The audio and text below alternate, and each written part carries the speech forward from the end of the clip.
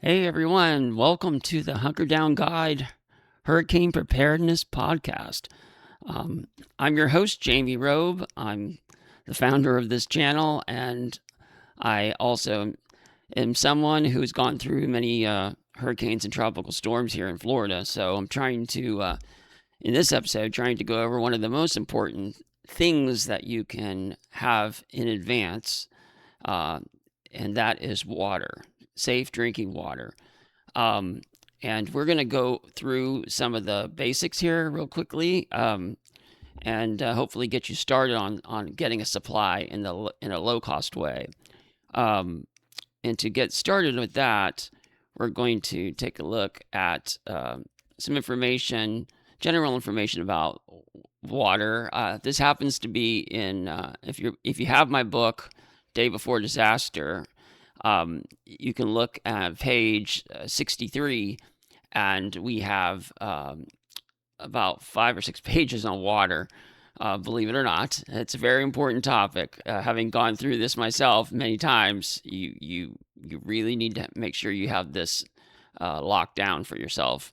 But anyway, some of the fun facts about water is, well, you don't think about this because usually you're just holding a glass of water or whatever, but water is super heavy.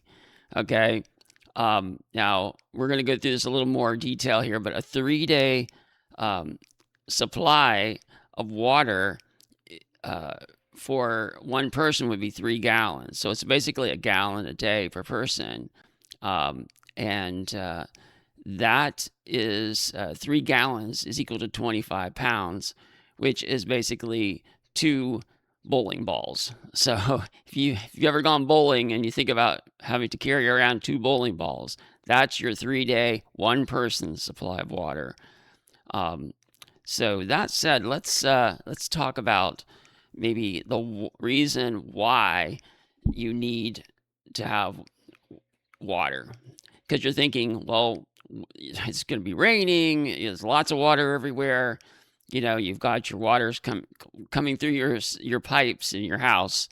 Well, number one, um, there's a couple ways your water can get compromised. Let's assume you're connected to a city or county municipal water supply. It's all always purified, et cetera, et cetera.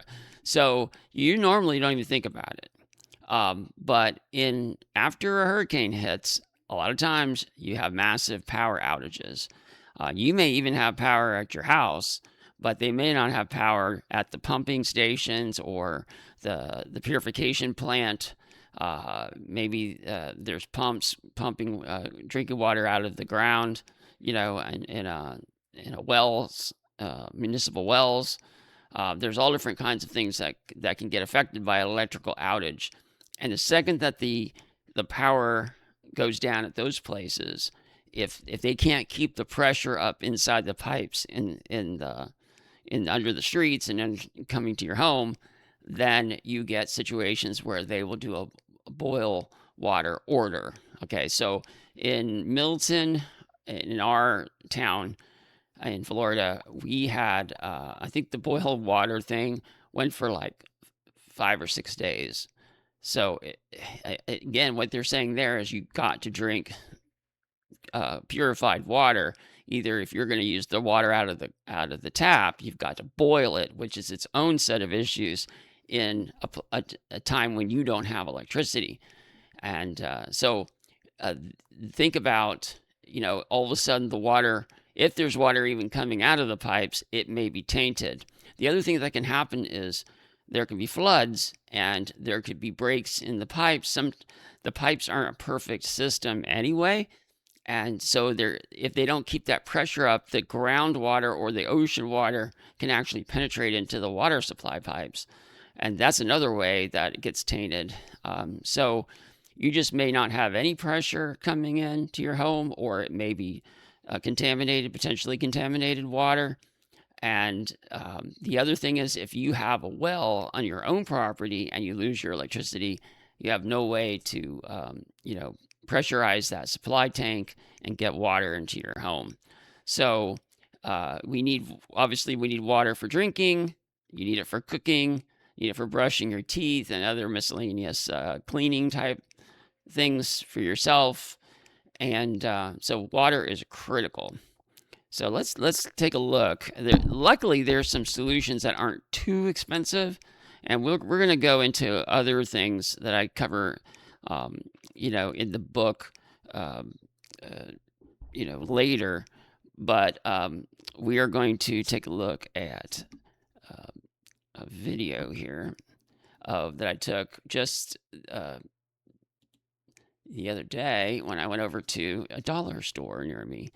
And right now, you go there, and the shelves are fully stocked with all sorts of really low cost water. A gallon of water right now in 2026 is going for $1.75 in the dollar store. Okay. And again, 1 gallon is a day's supply for one person. So you're like, wow, I don't drink that much water. But if you cook and you do anything like that, you're going to need that water. Um, Basically, one of the things to look at is this cost per ounce. Okay, so 1 gallon is 3.78 liters, but it's also 128 ounces, so fluid ounces. In this case, this $1.75 per gallon is 1.4 cents per ounce. Now, if you go to a different store and that same gallon might be a couple of bucks or $2.50, $3, whatever, then your price is going to go up. So that's something that we need to keep track of. I personally really like these 1 gallon containers, and it just ironically they sell these at the cheapest store here, the dollar store, versus going to Publix or Whole Foods or something where you're going to pay more for water. There's no doubt, but these are neat because they have this plastic handle thing on the top. Now, as I said, these 3 gallons of water, these 3 plastic containers, you can see that my book laying next to it for size comparison, that they are the same weight as 2 bowling balls. So I can carry like 4 of these at a time, 2 in each hand. But I would say, you can, to be balanced, you have to carry like 1 or 2 of these if you had to go long distance or loading from a car. But they're rather heavy, and let's talk a little bit about the how much we need to have on hand. So I'm gonna do a little calculations here so you can see what's going on. But let's see, we need 1 gallon per person. Okay, so that's since we're talking about $1.75 per gallon, and again, this is the water that they sell there is distilled, they have spring, they have purified, there's all these different words. Now, you can buy fancy water that's really expensive, but distilled or purified or spring water, as long as it's bottled by a reputable company and it's sealed up, it's gonna be okay for a certain amount of time in that bottle. But let's say we have a 3-day supply. So we have 3 days, and by $1.75, that's going to be $5.25 for that 3-day supply. Now, 3 days is your minimum that you want to maintain.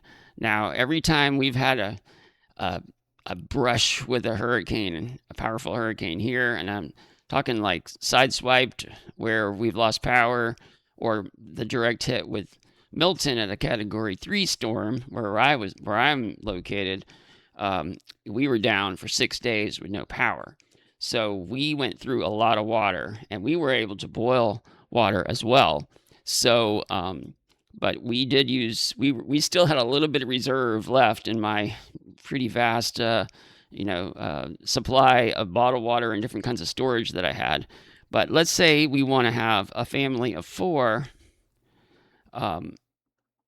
And so we're going to have 4 times 3 is 12 gallons that we need to have. And that's going to be $21. So, it starts adding up a little bit. Now, if you want to do, I think, a better strategy in the long haul, if you've got the money, do a 7-day supply. Okay.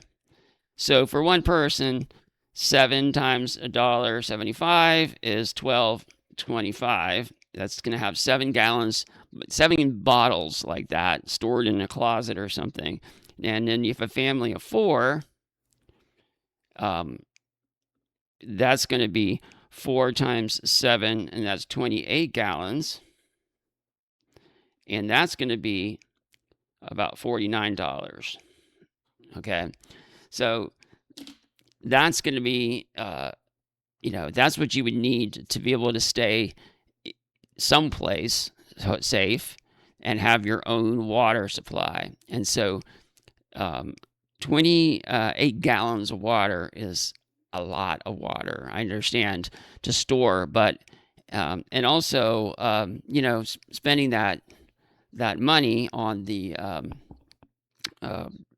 let's say the in advance, you've got about $50 invested for a hurricane season, assuming you need it one time or you don't need it at all during that hurricane season. It is an investment, but believe me, when you're in a situation, the alternatives are not very pleasant. Obviously, you're going to have to get water one way or the other, and if you're lucky enough to have like a resource a drop-off point or something where the county government or the emergency management is delivering water. I've seen that where that's backed up for miles with a line of cars and people waiting for hours, and it and then you're limited to how much water you can get in the line, et cetera, et cetera. So it can be very unpleasant feeling if you don't have that safe water for yourself and your family. And let's talk a little bit about portability. Okay, so you might need to be evacuating. If you're going to evacuate, taking a lot of water with you, may be important depending where you're going. If you're going to somebody's, like a friend's home or family member's home, that's more in a safer area, more inland or something, you still may lose power. Because remember, these storms are literally hundreds of miles in diameter sometimes. So the effects of a storm can be pretty wide ranging. So you've got to think about, yes, if you're going to somebody else's place, you might want to bring your water with you to be a good, visitor. And the other thing, if you go to a shelter, hopefully they have water there stockpiled, but again, if you want to avoid really bad scenarios, I would try to put water in your car or whatever you're trying to get there. The other thing is, it's heavy, so you don't want to unnecessarily have to transport like 28 gallons of water all over the place. But if you're staying in your home, I would suggest storing it in a closet or someplace that's dark and cool. You do not store your water in the garage. Okay, that's a bad place. You do not want the heat day after day, because what it's doing, it's dissolving. The plastic will break down and leach into the water. Now, the USDA, United States Food and Drug Administration, they estimate that water in a bottle can last 1 to 2 years. After that, it'll start tasting more plasticky and probably have chemicals leaching into it. So my tips are from practical experience is to always use the water within the year. So let's say you buy a bunch of bottled water, you don't need it for hurricane season. You have a party or whatever, you can use it. You go to picnics, you can use it during the rest of the year and use it up, and then resupply at the beginning of each year. The other strategies with water is, if you open the bottle of water, let's say worst case scenario, hurricane hits, you have no power for a week, you don't have good drinking water coming out of the pipes, so you've got to use your bottled water supply. If you open up a bottle of water, it's you break the seal on it. So bacteria in the air will land into that water. And then over time, you'll get bacteria and algae and stuff growing in that open, container, or the container that you've even closed it later. So you want to be careful about how you use the water. I basically keep a water log and then have somebody in charge of that water, and kind of ration it out to people. So you just don't want people going willy-nilly opening up different bottles. And that's really the big, tips that I have. Again, it is an expense. You could probably store that bottle of water for 1 or 2 years in a closet. But I tend to replenish it. You can use it, like I said, at picnics and things like that during the year. Go to the beach, take some of your water supply with you later outside of the hurricane season, so you're cycling through and not keeping stuff that's like 5 years old. And I just want to say that I have a section in the book about food and water. So if you want to take a look at this book, it's Day Before Disaster. It's available on Amazon, and of course on our website. Come on in, and you can see the post for this show and ask questions in there. It's a community of people that are trying to do hurricane prep. So I hope this helps somebody out there. Again, don't get caught without water. And we'll talk about water later on in the season too. But it's definitely something that is you take for granted in our normal day to day. But just shut that pipe off, that faucet off in your house, and you can't use it anymore. And you'll see how critical this item is. So I hope everybody can get prepped up and join us on hunkerdownguide.com. And we'll talk to you soon.